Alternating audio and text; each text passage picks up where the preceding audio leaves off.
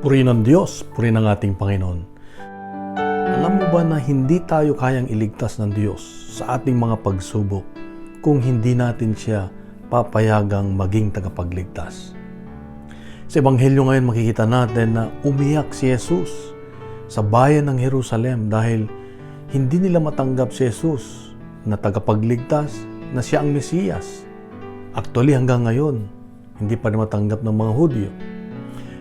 Dito ay makita natin na ang Diyos ay nalulungkot, nagdadalamhati. Kapag tayo ay hindi pumapayag na siya'y papasukin at gawing tagapagligtas o number one sa buhay natin si Jesus.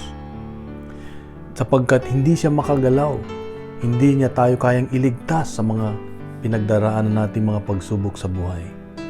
Kaya nga, ang Diyos ay nagdalamhati sa Jerusalem dahil alam niya na madudurog ang Jerusalem.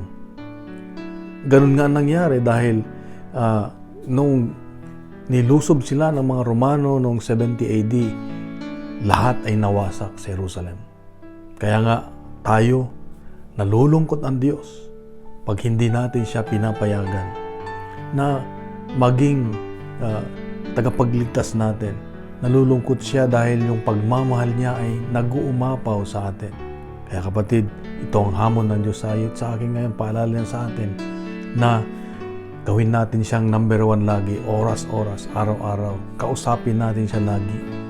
Siya ang ating Panginoon at tagapagligtas. Ang ating Diyos, ang ating Panginoong Yesus. Sa mapagpalang Huwebes sa iyo at sa iyong mga mahal sa buhay. God bless and God is good.